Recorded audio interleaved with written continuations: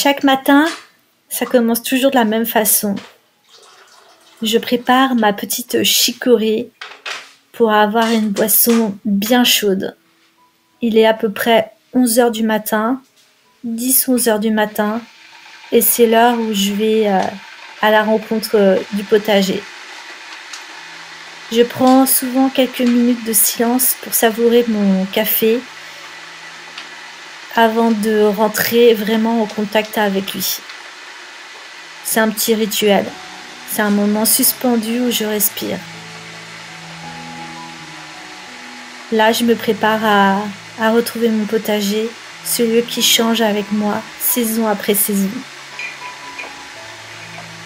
Je ne sais jamais vraiment ce qui m'attend dehors, mais j'aime ça. Parce que entre la terre mouillée, la brume du matin et les surprises de la nature, chaque journée démarre avec une histoire différente.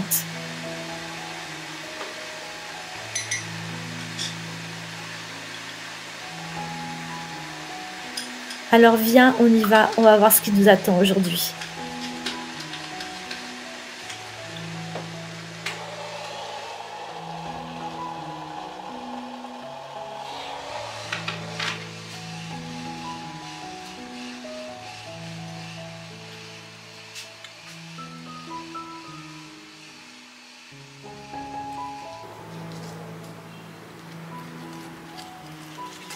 Je crois que ce potager, il a grandi en même temps que moi. Au début, il n'était qu'un carré organisé, un endroit que j'essayais de comprendre.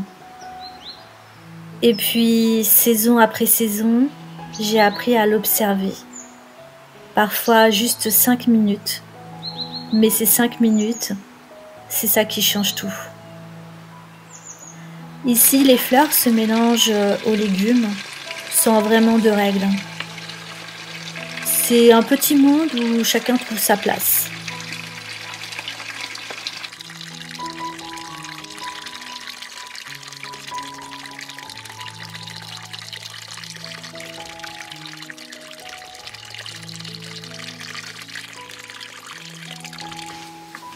Ma serre, elle est petite et tout en vert, comme un écrin posé au fond du jardin.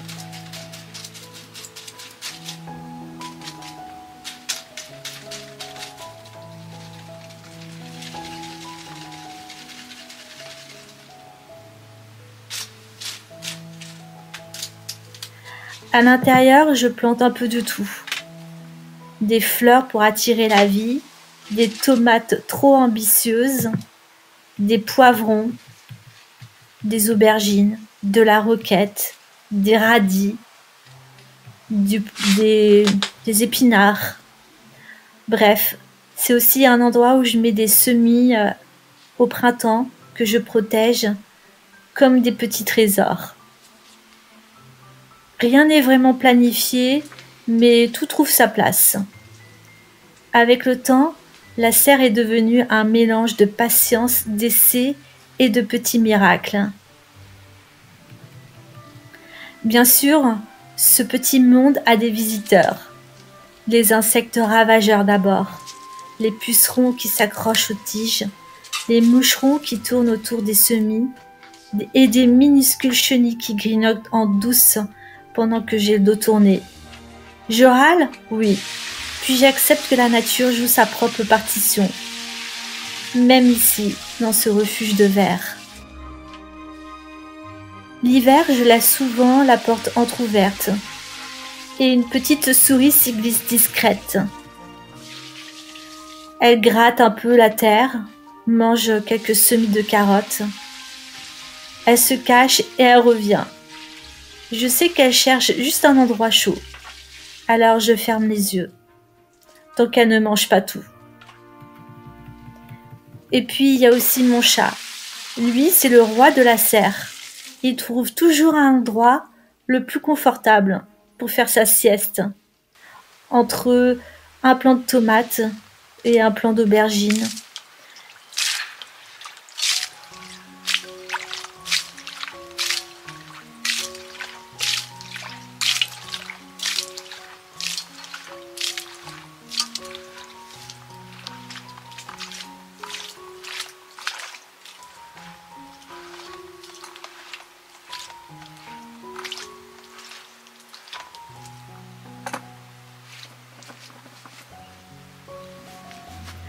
Quand j'étais enfant, mon père, il avait un potager.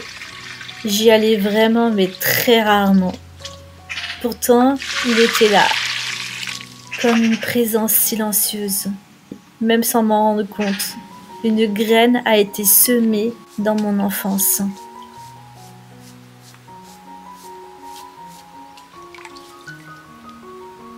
Aujourd'hui, je retrouve dans ces gestes simples la sensation qui reste gravée en moi.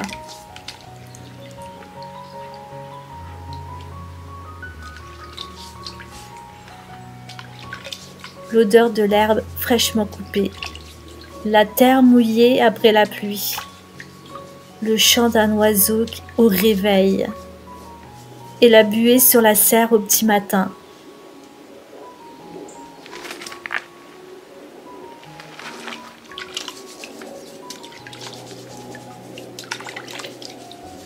Chaque année a son humeur. Cette année, par exemple, je n'ai eu que des courges jaunes. Les petits marrons, ils ont disparu. Ils sont envolés comme ça. C'est ça aussi le potager. Accepter de ne pas tout contrôler. Cette année, j'ai encore eu beaucoup de courges. Même beaucoup trop pour 2 personnes. Alors, ce que je fais en général, c'est que je vais donner à ma voisine. Elle m'échange du compost et moi je lui rapporte des légumes.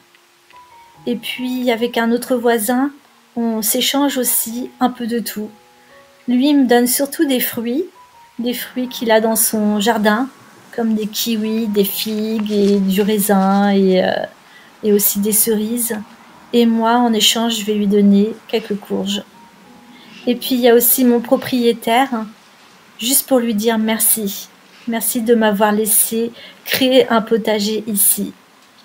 Je crois que c'est ça finalement le potager, nourrir les gens autant que la terre. Et c'est ce qui rend le quotidien un peu plus doux.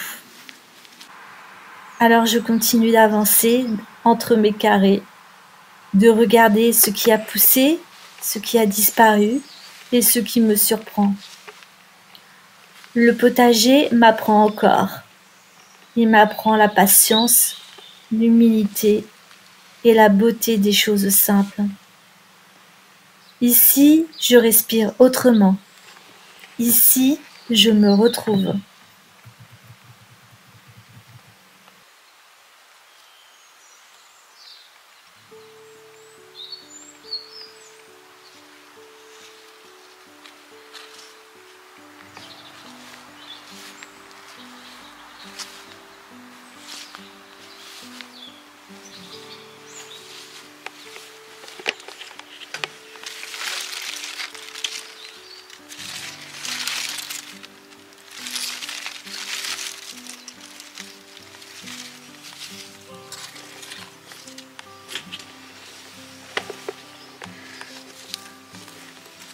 Mettre les mains dans la terre et mettre les mains dans l'argile, au final, c'est le même élan.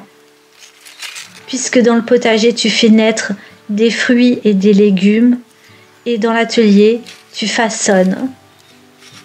La terre, elle te nourrit, et l'argile, elle te transforme. Ce sont 2 matières brutes, mais des gestes humbles. Et au final, c'est le cœur qui travaille.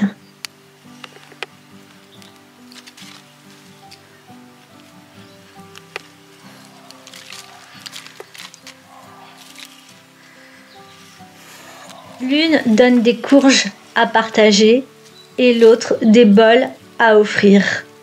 Dans les 2 cas, tes mains créent du lien avec la nature, mais aussi avec les autres.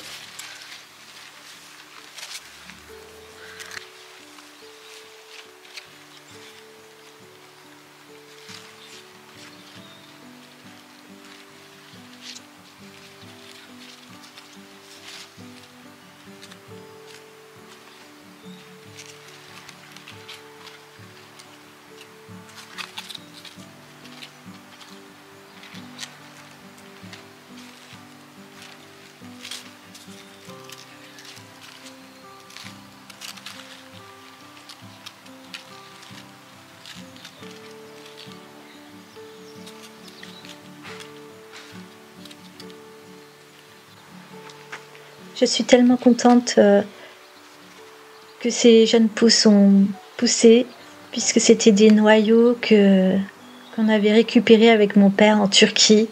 C'était des néfliers qu'un monsieur nous avait donnés à une terrasse d'un café qu'on ne connaissait pas. Et de voir que tous ces jeunes plants ont bien poussé, on va pouvoir semer la vie à travers la forêt, partout où on va aller. Puisque je ne peux pas accueillir tous ces jeunes plants dans mon jardin, on va pouvoir les distribuer partout autour de nous et faire pousser la vie.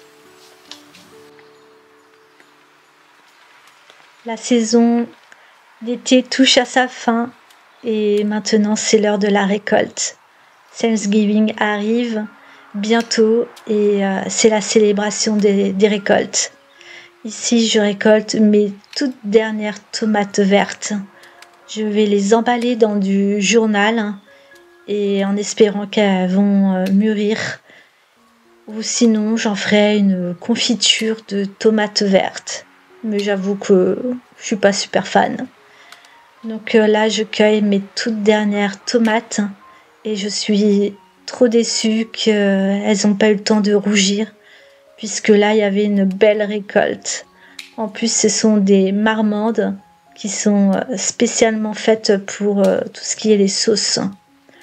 Donc, je récupère mes toutes dernières tomates.